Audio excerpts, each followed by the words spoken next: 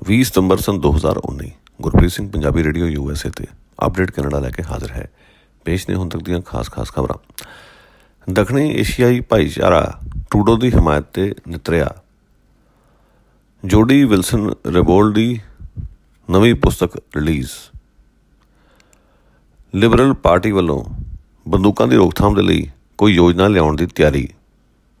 ਹੁਣ ਖਬਰਾਂ ਦਾ ਵਿਸਥਾਰ। ਦੱਖਣੀ ਏਸ਼ੀਆਈ ਭਾਈਚਾਰਾ ਪੂਰੀ ਤਰ੍ਹਾਂ ਨਾਲ ਪ੍ਰਧਾਨ ਮੰਤਰੀ ਜਸਟਿਨ ਟਰੂਡੋ ਦੀ ਹਮਾਇਤ ਤੇ ਨਿੱਤਰ ਆਇਆ ਹੈ। CRTC ਦੇ ਥੱਲੇ ਚੱਲਣ ਵਾਲੇ ਘੱਟੋ ਘੱਟ 2 ਵੱਡੇ ਰੇਡੀਓ ਸਟੇਸ਼ਨਾਂ ਰੈੱਡ FM ਤੇ ਸਪਾਈਸ ਰੇਡੀਓ ਵੱਲੋਂ ਇਸ ਸੰਬੰਧ ਵਿੱਚ ਟਾਕ ਸ਼ੋਅ ਕਰਵਾਏ ਗਏ ਸਨ, ਜਿਸ ਵਿੱਚ ਸ਼ਾਮਲ ਹੋਏ ਹਿੰਦੁਸਤਾਨੀ ਮੂਲ ਦੇ ਲੋਕਾਂ ਨੇ ਮੁੱਖ ਤੌਰ 'ਤੇ ਜਸਟਿਨ ਟਰੂਡੋ ਦੀ ਹਮਾਇਤ ਵਿੱਚ ਆਪਣਾ ਵਿਸ਼ਵਾਸ ਪ੍ਰਗਟਾਇਆ ਹੈ। ਜਿੱਥੇ ਜਸਟਿਨ ਟਰੂਡੋ ਇਸ ਸਮੇਂ ਵਿਵਾਦਾਂ ਵਿੱਚ ਘਿਰੇ ਹੋਏ ਨੇ। ਉਹਨਾਂ ਉੱਪਰ 2001 ਵਿੱਚ ਆਪਣੇ ਮੂੰਹ 'ਤੇ ਭੂਰਾ ਰੰਗ ਮਲਣ ਦੇ ਦੋਸ਼ ਲੱਗਦੇ ਨੇ ਅਤੇ ਇਹ ਦੋਸ਼ ਲੱਗਦੇ ਨੇ ਕਿ ਉਹਨਾਂ ਨੇ ਭੂਰੀ ਨਸਲ ਦੇ ਲੋਕਾਂ ਦਾ ਮਾਹੌਲ ਉਡਾਇਆ ਸੀ। ਇਹ ਸਾਰਾ ਕੁਝ ਇੱਕ ਪਾਰਟੀ ਵਿੱਚ ਹੋਇਆ ਸੀ ਅਤੇ ਜਸਟਿਨ ਟਰੂਡੋ ਅਲਾਦੀਨ ਬਣੇ ਸਨ। ਜਸਟਿਨ ਟਰੂਡੋ ਨੇ ਇਸ ਗੱਲ ਲਈ ਆਪਣੀ ਗਲਤੀ ਸਵੀਕਾਰ ਕਰ ਲਈ ਹੈ ਅਤੇ ਮਾਫੀ ਮੰਗੀ ਹੈ। ਉਹਨਾਂ ਦਾ ਮੰਨਣਾ ਹੈ ਕਿ ਨਸਲੀ ਵਰਤਾਰਾ ਸੀ ਅਤੇ ਅਜਿਹਾ ਨਹੀਂ ਸੀ ਕੀਤਾ ਜਾਣਾ ਚਾਹੀਦਾ।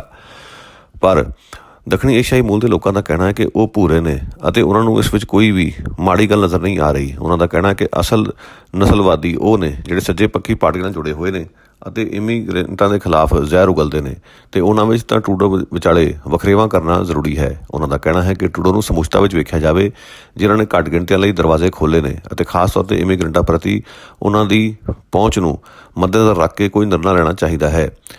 ਇਹਨਾਂ ਵਿੱਚ ਚਰਨਪਾਲ ਗਿੱਲ ਵਰਗੀਆਂ ਉੱਘੀਆਂ ਸ਼ਖਸੀਅਤਾਂ ਵੀ ਸ਼ਾਮਲ ਨੇ। ਚਰਨਪਾਲ ਗਿੱਲ ਲੰਬੇ ਸਮੇਂ ਤੋਂ NDP ਨਾਲ ਜੁੜੇ ਹੋਏ ਨੇ ਅਤੇ ਨਸਲਵਾਦ ਦੇ ਖਿਲਾਫ ਨੰਗੇ ਧੜ ਲੜਾਈ ਲੜਦੇ ਆ ਰਹੇ ਨੇ। ਬਾਵਜੂਦ ਇਸ ਦੇ ਉਹਨਾਂ ਨੇ ਖੁੱਲ੍ਹਦਿਲੀ ਨਾਲ ਕਿਹਾ ਹੈ ਕਿ ਟਰੂਡੋ ਨੂੰ ਮਾਫ ਕੀਤਾ ਜਾਵੇ। ਉਹਨਾਂ ਦਾ ਕਹਿਣਾ ਹੈ ਕਿ ਟਰੂਡੋ ਦਾ ਪੂਰਾ ਰਿਕਾਰਡ ਵੇਖੋ। ਟਰੂਡੋ ਨੇ ਜਿਸ ਢੰਗ ਨਾਲ ਘੱਟ ਗਿਣਤੀਆਂ ਅਤੇ ਇਮੀਗ੍ਰੈਂਟਾਂ ਨੂੰ ਕਲਾਵੇ ਵਿੱਚ ਲਿਆ ਹੈ, ਇਸ ਦੀ ਮਿਸਾਲ ਦੁਨੀਆ ਵਿੱਚ ਹੋਰ ਕਿਧਰੇ ਨਹੀਂ ਮਿਲਦੀ ਅਤੇ ਇਸ ਗੱਲ ਨੂੰ ਧਿਆਨ ਵਿੱਚ ਰੱਖ ਕੇ ਉਹਨਾਂ ਦੇ ਬਾਰੇ ਕੋਈ ਰਾਏ ਬਣਾਈ ਜਾਵੇ।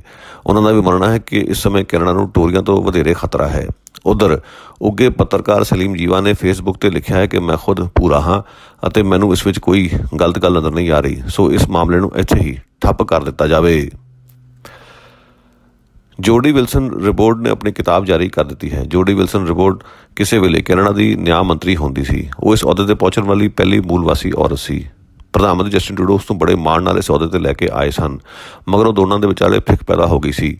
ਟਰੂਡੋ ਦੇ ਦੋਸ਼ ਨੇ ਕਿ ਉਹਨਾਂ ਨੇ ਇੱਕ ਭ੍ਰਸ਼ਟ ਕੰਪਨੀ SNC ਲਾਵਲਿਨ ਦੇ ਹਿੱਤਾਂ ਨੂੰ ਬਚਾਉਣ ਦੀ ਖਾਤਰ ਜੋਡੀ ਵਿਲਸਨ ਰੇਬੋਲਡ ਦੀ ਬਲੀ ਦੇ ਦਿੱਤੀ ਸੀ। ਜੋਡੀ ਵਿਲਸਨ ਰੇਬੋਲਡ ਹੁਣ ਆਜ਼ਾਦ ਤੌਰ 'ਤੇ ਚੋਣ ਲੜਨ ਜਾ ਰਹੀ ਹੈ। ਉਸ ਦੀ ਨਵੀਂ ਪੁਸਤਕ ਫਰੋਮ ਵੇਅਰ ਆਈ ਸਟੈਂਡ ਹੁਣ ਰਿਲੀਜ਼ ਹੋ ਚੁੱਕੀ ਹੈ, ਜਿਸ ਵਿੱਚ ਕੁਝ ਅਹਿਮ ਖੁਲਾਸੇ ਕੀਤੇ ਗਏ ਨੇ। ਵੇਖਣ ਵਾਲੀ ਗੱਲ ਇਹ ਹੈ ਕਿ ਚੋਣਾਂ ਨੂੰ ਹੁਣ ਸਿਰਫ 1 ਮਹੀਨਾ ਰਹਿ ਗਿਆ ਹੈ ਅਤੇ 1 ਮਹੀਨਾ ਪਹਿਲਾਂ ਉਸ ਦੀ ਪੁਸਤਕ ਆਉਣ ਦਾ ਇਹ ਅਰਥ ਕੱਢਿਆ ਜਾ ਰਿਹਾ ਹੈ ਕਿ ਸਾਰਾ ਕੁਝ ਕਿਸੇ ਸਿਆਸੀ ਸੋਚ ਦੇ ਅਧੀਨ ਕੀਤਾ ਜਾ ਰਿਹਾ ਹੈ। ਪਰੰਤੂ ਜੋਡੀ ਵਿਲਸਨ ਰੇਬੋਲਡ ਇਹਨਾਂ ਦੋਸ਼ਾਂ ਦਾ ਖੰਡਨ ਕਰਦੀ ਹੈ।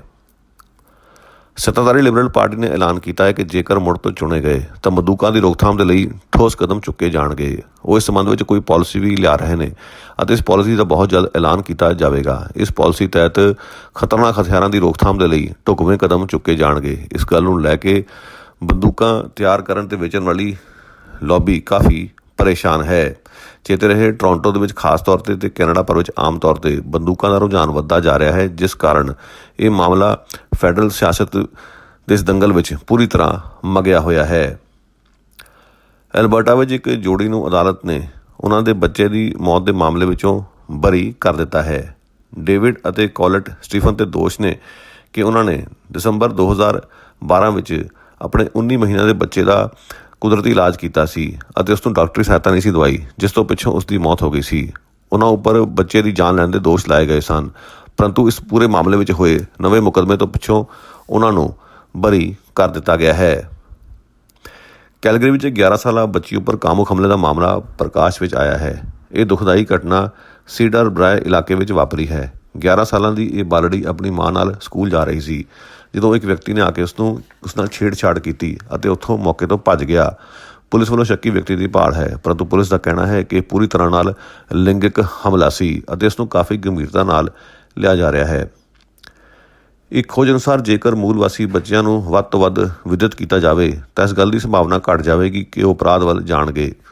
ਬਾਕਾਇਦਾ Canadian Centre of Justice Statistics ਅਤੇ ਸਟੈਟਸ ਕੈਨੇਡਾ ਵੱਲੋਂ ਰਲ ਕੇ ਇੱਕ ਰਿਪੋਰਟ ਤਿਆਰ ਕੀਤੀ ਗਈ ਹੈ, ਜਿਸ ਵਿੱਚ ਇਹ ਕਿਹਾ ਗਿਆ ਕਿ 2036 ਤੱਕ ਗ੍ਰਿਫਤਾਰ ਕੀਤੇ ਜਾਣ ਵਾਲੇ ਮੂਲ ਵਾਸੀਆਂ ਦੀ ਗਿਣਤੀ ਵੱਧ ਕੇ 27% ਹੋ ਸਕਦੀ ਹੈ। ਭਾਵੇਂ ਮੂਲ ਵਾਸੀਆਂ ਦੀ ਕੈਨੇਡਾ ਭਰ ਵਿੱਚ ਆਬਾਦੀ ਸਿਰਫ 4% ਹੈ, ਪਰੰਤੂ ਜੇਲ੍ਹਾਂ ਵਿੱਚ ਉਹਨਾਂ ਦੀ ਆਬਾਦੀ ਕਾਫੀ ਜ਼ਿਆਦਾ ਹੈ। ਇਸ ਦਾ ਵੱਡਾ ਕਾਰਨ ਇਹ ਹੈ ਕਿ ਮੂਲ ਵਾਸੀ ਗੁਰਬਤ ਨਾਲ ਘੁਲਦੇ ਨੇ ਅਤੇ ਢਾਂਚਾਗਤ ਨਸਲਵਾਦ ਦਾ ਸਾਹਮਣਾ ਕਰਦੇ ਨੇ ਅਤੇ ਵਿੱਦਿਆ ਦਾ ਇਸ ਵਿੱਚ ਅਹਿਮ ਰੋਲ ਹੈ। ਉਹਨਾਂ ਨੂੰ ਪੂਰੀ ਵਿੱਦਿਆ ਨਹੀਂ ਦਿੱਤੀ ਜਾ ਰਹੀ ਅਤੇ ਨਾ ਹੀ ਸਹੂਲਤਾਂ ਦਿੱਤੀਆਂ ਜਾ ਰਹੀਆਂ ਨੇ ਅਤੇ ਇਹਨਾਂ ਦੋ ਸੰਸਥਾਵਾਂ ਵੱਲੋਂ ਤਿਆਰ ਕੀਤੀ ਗਈ ਰਿਪੋਰਟ ਵਿੱਚ ਸਿਫਾਰਿਸ਼ ਕੀਤੀ ਗਈ ਹੈ ਕਿ ਇਸ ਖੱਪੇ ਨੂੰ ਪੂਰਨ ਦੀ ਖਾਤਰ ਮੂਲ ਵਾਸੀਆਂ ਦੇ ਕਬੀਲਿਆਂ ਦੇ ਵਿੱਚ ਪੜ੍ਹਾਈ ਲਿਖਾਈ ਦੀ ਸੁਵਿਧਾ ਵਧਾਈ ਜਾਵੇ। ਪ੍ਰਧਾਨ ਮੰਤਰੀ ਜਸਟਿਨ ਟਰੂਡੋ ਨੇ ਸੈਸਕਾਟੂਨ ਦੇ ਵਿੱਚ ਐਲਾਨ ਕੀਤਾ ਹੈ ਕਿ ਉਹ ਆਉਂਦੇ ਦਿਨਾਂ ਦੇ ਵਿੱਚ ਮੂਲ ਵਾਸੀਆਂ ਦੇ ਕਬੀਲਿਆਂ ਦੇ ਵਿੱਚ ਹੋਰ ਪੈਸਾ ਲਾਉਣਗੇ ਤਾਂ ਜੋ ਉਹਨਾਂ ਦੀ ਬਿਹਤਰੀ ਲਈ ਢੁਕਵੇਂ ਕਦਮ ਚੁੱਕੇ ਜਾ ਸਕਣ। ਉਹਨਾਂ ਦਾ ਕਹਿਣਾ ਹੈ ਕਿ ਮੂਲ ਵਾਸੀਆਂ ਦੇ ਕਬੀਲਿਆਂ ਦੇ ਵਿੱਚ ਇਸ ਸਮੇਂ ਸੁਧਾਰਾਂ ਦੀ ਕਾਫੀ ਲੋੜ ਹੈ ਅਤੇ ਜਿਸ ਦੇ ਲਈ ਭਾਰੀ ਫੰਡਿੰਗ ਚਾਹੀਦੀ ਹੈ ਅਤੇ ਉਹਨਾਂ ਦੀ ਸਰਕਾਰ ਇਸ ਗੱਲ ਲਈ ਵਚਨਬੱਧ ਹੈ ਕਿ ਆਉਂਦੇ ਸਮੇਂ ਦੇ ਵਿੱਚ ਇਹ ਫੰਡਿੰਗ ਹੋਰ ਵੀ ਵਧਾਈ ਜਾਵੇ। 60 ਸਕੂਪ ਫਾਊਂਡੇਸ਼ਨ ਨੇ ਪੂਰੇ ਕੈਨੇਡਾ ਵਿੱਚ ਸੈਸ਼ਨ ਲਾਉਣੇ ਸ਼ੁਰੂ ਕਰ ਦਿੱਤੇ ਨੇ। 1960ਵਿਆਂ ਦੇ ਵਿੱਚ ਮੂਲ ਵਾਸੀ ਬੱਚਿਆਂ ਨੂੰ ਉਹਨਾਂ ਦੇ ਘਰਾਂ ਅਤੇ ਪਰਿਵਾਰਾਂ ਤੋਂ ਪੱਟ ਕੇ ਗੋਰੇ ਪਰਿਵਾਰਾਂ ਵਿੱਚ ਪਰਵਰਿਸ਼ ਲਈ ਭੇਜ ਦਿੱਤਾ ਜਾਂਦਾ ਸੀ, ਜਿੱਥੇ ਜਾ ਕੇ ਉਹ ਆਪਣੇ ਸੱਭਿਆਚਾਰ ਤੋਂ ਬਿਲਕੁਲ ਹੀ ਟੁੱਟ ਜਾਂਦੇ ਸਨ।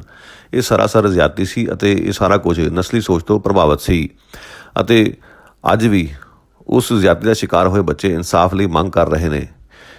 ਇਹਨਾਂ ਘਰਾਂ ਵਿੱਚ ਉਹਨਾਂ ਦਾ ਕਾਮੁਕ ਸ਼ੋਸ਼ਣ ਵੀ ਹੁੰਦਾ ਰਿਹਾ ਸੀ ਅਤੇ ਉਹਨਾਂ ਨੂੰ ਉਹਨਾਂ ਦੀ ਮਾਂ ਬੋਲੀ 'ਚ ਗੱਲ ਕਰਨ ਦੀ ਆਗਿਆ ਨਹੀਂ ਸੀ। ਇੱਥੋਂ ਤੱਕ ਕਿ ਉਹਨਾਂ ਨੂੰ ਆਪਣੇ ਨਾਂ ਬਦਲਣ ਲਈ ਵੀ ਮਜਬੂਰ ਕੀਤਾ ਗਿਆ ਸੀ ਅਤੇ ਇਹਨਾਂ ਬੱਚਿਆਂ ਵੱਲੋਂ ਹੁਣ ਮੁਹਿੰਮ ਵਿੱਢੀ ਗਈ ਕਿ ਉਹਨਾਂ ਨੂੰ ਇਨਸਾਫ ਦਿੱਤਾ ਜਾਵੇ। ਨਾ ਸਿਰਫ ਸਰਕਾਰ ਉਸ ਜ਼ਿਆਦਤੀ ਲਈ ਮਾਫੀ ਮੰਗੇ, ਸਗੋਂ ਢੁਕਵੇਂ ਮੁਆਵਜ਼ੇ ਵੰਡੇ ਜਾਣ ਅਤੇ ਇਸ ਦੇ ਲਈ ਹੁਣ ਤੋਂ ਹੀ ਕਵਾਇਦ ਚੱਲ ਪਈ ਹੈ।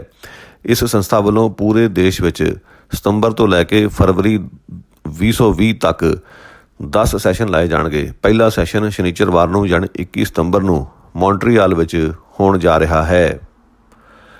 ਓਨਟਾਰੀਓ ਦੇ ਮਨੁੱਖੀ ਅਧਿਕਾਰਾਂ ਬਾਰੇ ਕਮਿਸ਼ਨ ਨੇ ਆਪਣੀ ਇੱਕ ਪਾਲਿਸੀ ਤਿਆਰ ਕੀਤੀ ਹੈ ਜਿਸ ਵਿੱਚ ਪੁਲਿਸ ਜ਼ਿਆਦਤੀਆਂ ਦੀ ਰੋਕਥਾਮ ਦੇ ਲਈ ਢੁਕਵੇਂ ਕਦਮ ਚੁੱਕਣ ਵਾਸਤੇ ਦਿਸ਼ਾ ਨਿਰਦੇਸ਼ ਦਿੱਤੇ ਗਏ ਨੇ। ਓਨਟਾਰੀਓ ਦੇ ਮਨੁੱਖੀ ਅਧਿਕਾਰ ਕਮਿਸ਼ਨ ਦਾ ਮੰਨਣਾ ਹੈ ਕਿ ਇਸ ਇਲਾਕੇ ਵਿੱਚ ਪੁਲਿਸ ਵੱਲੋਂ ਅਕਸਰ ਘੱਟ ਗਿਣਤੀ ਨਾਲ ਜ਼ਿਆਦਤੀਆਂ ਕੀਤੀਆਂ ਜਾਂਦੀਆਂ ਨੇ ਅਤੇ ਬਹੁਤੀ ਵਾਰ ਸ਼ਾਹ ਨਸਲ ਦੇ ਲੋਕ ਪੁਲਿਸ ਹੱਥੋਂ ਵਧੇਰੇ ਮਰਦੇ ਨੇ ਜਾਂ ਜ਼ਖਮੀ ਹੁੰਦੇ ਨੇ। ਇਸ ਦਾ ਵੱਡਾ ਕਾਰਨ ਇਹ ਹੈ ਕਿ ਪੁਲਿਸ ਦੇ ਵਿੱਚ ਅਜਿਹੇ ਅਨਸਰ ਨੇ ਜਿਹੜੇ ਨਸਲੀ ਸੋਚ ਤੋਂ ਪ੍ਰਭਾਵਿਤ ਨੇ ਅਤੇ ਇਸ ਸੰਕਟ ਨਾਲ ਕਿਵੇਂ ਨਜਿੱਠਿਆ ਜਾਵੇ ਇਸ ਸੰਬੰਧ ਵਿੱਚ ਇੱਕ ਪਾਲਿਸੀ ਤਿਆਰ ਕੀਤੀ ਗਈ ਹੈ ਜਿਹੜੀ ਰਿਲੀਜ਼ ਕਰ ਦਿੱਤੀ ਗਈ ਹੈ, ਜਿਸ ਵਿੱਚ ਕੁਝ ਸਿਫਾਰਸ਼ਾਂ ਕੀਤੀਆਂ ਗਈਆਂ ਨੇ ਤਾਂ ਜੋ ਇਸ ਰੁਝਾਨ ਦੀ ਰੋਕਥਾਮ ਕੀਤੀ ਜਾਵੇ। ਟੋਰਾਂਟੋ ਇਲਾਕੇ ਦੇ ਇੱਕ ਪੁਲਿਸ ਵਾਲੇ ਨੂੰ ਅਦਾਲਤ ਨੇ ਕੰਮ ਤੇ ਕਾਮੁਕ ਹਮਲਿਆਂ ਲਈ ਦੋਸ਼ੀ ਪਾਇਆ ਹੈ। ਸਾਰਜੈਂਟ ਕ੍ਰਿਸਟੋਫਰ ਹਰਟ 'ਤੇ ਦੋਸ਼ ਲੱਗੇ ਸਨ ਕਿ ਉਸਨੇ ਕੰਮ 'ਤੇ ਘੱਟੋ ਘੱਟ 82 ਵਾਰ ਕਾਮੁਕ ਹਮਲੇ ਕੀਤੇ ਸਨ। ਇਹਨਾਂ ਪੂਰੇ ਮਾਮਲਿਆਂ ਵਿੱਚੋਂ ਉਸ ਦੇ ਖਿਲਾਫ 5 ਮਾਮਲਿਆਂ ਵਿੱਚ ਦੋਸ਼ ਆਇਦ ਕੀਤੇ ਗਏ ਸਨ ਅਤੇ ਅਦਾਲਤ ਨੇ ਹੁਣ ਉਸ ਨੂੰ ਦੋਸ਼ੀ ਕਰਾਰ ਦੇ ਦਿੱਤਾ ਹੈ। 6 ਸਾਲਾਂ ਵਿੱਚ ਪਹਿਲੀ ਵਾਰ ਹੋਇਆ ਹੈ ਕਿ ਕੋਈ ਪੁਲਿਸ ਵਾਲਾ ਅਜਿਹੇ ਗੰਭੀਰ ਇਲਜ਼ਾਮਾਂ ਲਈ ਦੋਸ਼ੀ ਪਾਇਆ ਗਿਆ ਹੋਵੇ। ਸਰੀ ਵਿੱਚ 2 ਨੌਜਵਾਨਾਂ ਨੂੰ ਸੈਕੰਡਰੀ ਕਤਲ ਦੇ ਮਾਮਲੇ ਵਿੱਚ ਚਾਰਜ ਕੀਤਾ ਗਿਆ ਹੈ। ਇੱਕ ਦੀ ਉਮਰ 15 ਅਤੇ ਦੂਜੇ ਦੀ 16 ਸਾਲ ਹੈ। ਕਾਨੂੰਨ ਇਹਨਾਂ ਦੇ ਨਾਂ ਨਸ਼ਰ ਨਹੀਂ ਕੀਤੇ ਜਾ ਸਕਦੇ ਕਿਉਂਕਿ ਦੋਨੇ ਨਾਬਾਲਗ ਨੇ। ਅਗਸਤ ਵਿੱਚ ਇੱਕ ਮਕੈਨਿਕ ਦੀ ਹੱਤਿਆ ਕਰ ਦਿੱਤੀ ਗਈ ਸੀ। ਡੈਲਫਿਨ ਪੌਲ ਇੱਕ ਮਕੈਨਿਕ ਸੀ ਜਿਸ ਦਾ ਆਪਣੇ ਪਰਿਵਾਰ ਅਤੇ ਰਿਸ਼ਤੇਦਾਰਾਂ ਵਿੱਚ ਕਾਫੀ ਆਦਰ ਮਾਣ ਸੀ ਅਤੇ ਇਹਨਾਂ 2 ਨੌਜਵਾਨਾਂ ਦੇ ਦੋਸ਼ ਲੱਗਦੇ ਨੇ ਕਿ ਉਹਨਾਂ ਨੇ ਉਸ ਦੀ ਜਾਨ ਲਈ ਸੀ। ਹੁਣ ਦੋਨਾਂ ਦੇ ਖਿਲਾਫ ਸੈਕੰਡ ਡਿਗਰੀ ਕਤਲ ਦੇ ਦੋਸ਼ ਦਰਜ ਕਰ ਦਿੱਤੇ ਗਏ ਨੇ। ਨੈਲਸਨ ਦੇ ਵਿੱਚ ਇੱਕ ਔਰਤ 'ਤੇ 5 ਵਾਰ ਚਾਕੂ ਨਾਲ ਵਾਰ ਕੀਤੇ ਗਏ ਨੇ। ਉਕਤ ਔਰਤ ਦੀ ਉਮਰ 29 ਸਾਲ ਦੱਸੀ ਜਾ ਰਹੀ ਹੈ। ਇੱਕ 50 ਸਾਲਾ ਔਰਤ ਨੇ ਉਸ ਉੱਪਰ 5 ਵਾਰ ਚਾਕੂਆਂ ਨਾਲ ਵਾਰ ਕੀਤੇ, ਜਿਸ ਤੋਂ ਪਿੱਛੋਂ ਉਸ ਨੂੰ ਗ੍ਰਿਫਤਾਰ ਕਰ ਲਿਆ ਗਿਆ ਹੈ ਅਤੇ ਮਾਮਲੇ ਦੀ ਪੜਤਾਲ ਆਰੰਭ ਦਿੱਤੀ ਗਈ ਹੈ। ਪੰਜਾਬੀਆਂ ਦੀ ਸੰਘਣੀ ਵਸੋਂ ਵਾਲੇ ਸਰੀ ਇਲਾਕੇ ਦੇ ਵਿੱਚ ਗੁਰੂ ਨਾਨਕ ਦੇਵ ਜੀ ਦੇ 550ਵੇਂ ਪ੍ਰਕਾਸ਼ ਦਿਹਾੜੇ ਦੇ ਸੰਬੰਧ ਵਿੱਚ ਪੂਰੇ ਸ਼ਹਿਰ 'ਚ 550 ਬੂਟੇ ਲਾਉਣ ਲਈ ਮੁਹਿੰਮ ਚੱਲ ਪਈ ਹੈ।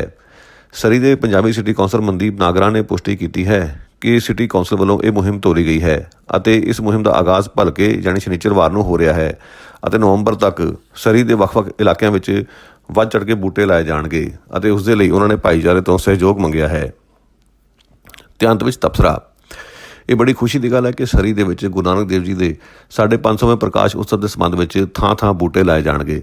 ਗੁਰੂ ਨਾਨਕ ਦੇਵ ਜੀ ਨੇ ਸਾਨੂੰ ਪਵਨ ਗੁਰੂ ਪਾਣੀ ਪਿਤਾ ਦਾ ਸੁਨੇਹਾ ਦਿੱਤਾ ਸੀ ਅਤੇ ਇਸ ਸੁਨੇਹੇ ਨੂੰ ਸਮਝਦਿਆਂ ਹੋਇਆਂ ਇਹ ਜ਼ਰੂਰੀ ਹੈ ਕਿ ਉਹਨਾਂ ਦੇ 550ਵੇਂ ਪ੍ਰਕਾਸ਼ ਦਿਹਾੜੇ 'ਤੇ 550 ਬੂਟੇ ਲਾਏ ਜਾਣ। ਇਹ ਬਹੁਤ ਚੰਗੀ ਕੋਸ਼ਿਸ਼ ਹੈ। ਇਸ ਦੀ ਜਿੰਨੀ ਸ਼ਲਾਘਾ ਕੀਤੀ ਜਾਵੇ ਘੱਟ ਹੈ, ਪਰੰਤੂ ਸਭ ਤੋਂ ਵੱਡੀ ਚਿੰਤਾ ਵਾਲੀ ਗੱਲ ਇਹ ਹੈ ਕਿ ਸਰੀ ਦੀ ਸਿਟੀ ਕੌਂਸਲ ਨੇ ਅਜੇ ਤੱਕ ਕਲਾਈਮੇਟ ਐਮਰਜੈਂਸੀ ਸੰਬੰਧੀ ਕੋਈ ਵੀ ਮੋਸ਼ਨ ਜਾਰੀ ਨਹੀਂ ਕੀਤਾ ਹੈ। ਇਸ ਦੇ ਉਲਟ ਵੈਨਕੂਵਰ, ਬਰਨਬੀ ਅਤੇ ਰਿਚਮੰਡ ਆਦਿ ਸ਼ਹਿਰਾਂ ਵੱਲੋਂ ਅਜਿਹੇ ਮੋਸ਼ਨ ਜਾਰੀ ਕਰ ਦਿੱਤੇ ਗਏ ਨੇ ਅਤੇ ਸਰੀ ਦੇ ਮੇਅਰ ਤੇ ਉਹਨਾਂ ਦੀ ਟੀਮ ਇਸ ਬਾਰੇ ਵਿੱਚ ਅਵੇਸਲੀ ਰਹੀ ਹੈ ਅਤੇ ਪਿੱਛੇ ਹੈ। ਇਸ ਦਾ ਕੀ ਕਾਰਨ ਹੋ ਸਕਦਾ ਇਹ ਤਾਂ ਉਹੀ ਦੱਸ ਸਕਦੇ ਨੇ, ਪਰ ਫਿਲਹਾਲ ਇਸ ਗੱਲ ਤੋਂ ਕੋਈ ਇਨਕਾਰ ਨਹੀਂ ਕਰ ਸਕਦਾ ਕਿ ਸਰੀ ਸਿਟੀ ਹਾਲ ਤੇ ਮੁੱਖ ਤੌਰ 'ਤੇ ਸੱਜੇ ਪੱਖੀ ਸਿਆਸਤਦਾਨ ਭਾਰੂ ਨੇ, ਜਿਹੜੇ ਅੰਦਰ ਖਾਤੇ ਕਲਾਈਮੇਟ ਕ੍ਰਾਈਸਿਸ ਨੂੰ ਬਹੁਤ ਘਟਾ ਕੇ ਵੇਖਦੇ ਨੇ ਅਤੇ ਵਾਤਾਵਰਣ ਵਿੱਚ ਹੋਰ ਆ ਰਹੀ ਤਬਦੀਲੀ ਅਤੇ ਧਰਤੀ 'ਤੇ ਵੱਧ ਰਹੇ ਤਾਪਮਾਨ ਵਰਗੀਆਂ ਹਕੀਕਤਾਂ ਤੋਂ ਇਨਕਾਰੀ ਨੇ। ਹੋ ਸਕਦਾ ਹੈ ਕਿ ਉਹਨਾਂ ਦੇ ਹਿੱਤ ਉਹਨਾਂ ਕਾਰਪੋਰੇਟਾਂ ਨਾਲ ਜੁੜੇ ਹੋਣ ਜਿਹੜੇ ਇਸ ਪੂਰੇ ਸੰਕਟ ਲਈ ਜ਼ਿੰਮੇਵਾਰ ਨੇ, ਲਿਹਾਜ਼ਾ ਉਹਨਾਂ ਵੱਲੋਂ ਇਸ ਬਾਰੇ ਵਿੱਚ ਚੁੱਪੀ ਵੱਟੀ ਗਈ ਹੈ, ਜਦੋਂ ਕਿ ਬਾਕੀ ਦੀ ਮਿਊਨਿਸਪੈਲਿਟੀਆਂ ਨੇ ਇਸ ਸੰਬੰਧ ਵਿੱਚ ਢੁਕਵੇਂ ਕਦਮ ਚੁੱਕੇ ਨੇ। ਜੇਕਰ ਸੱਚਮੁੱਚ ਉਹ ਗੁਰੂ ਨਾਨਕ ਦੇਵ ਜੀ ਦੇ ਪ੍ਰਕਾਸ਼ ਦਿਹਾੜੇ ਦੀਆਂ ਖੁਸ਼ੀਆਂ ਵਿੱਚ ਸ਼ਾਮਲ ਹੋਣਾ ਚਾਹੁੰਦੇ ਨੇ ਤਾਂ ਉਹਨਾਂ ਨੂੰ ਇਸ ਦੇ ਬਾਰੇ ਵਿੱਚ ਗੰਭੀਰਤਾ ਨਾਲ ਵਿਚਾਰ ਕਰਨਾ ਚਾਹੀਦਾ ਹੈ। ਇਹ ਸਨ ਅੱਜ ਦੀਆਂ ਅਪਡੇਟਸ। ਇਸ ਦੇ ਨਾਲ ਹੀ ਗੁਰਪ੍ਰੀਤ ਨੂੰ ਦਿਓ ਇਜਾਜ਼ਤ। ਧੰਨਵਾਦ। ਮੇਰੀ ਤੁਹਾਡੀ ਮੁਲਾਕਾਤ ਹੁਣ ਸੋਮਵਾਰ ਨੂੰ ਹੋਵੇਗੀ। Have a nice weekend.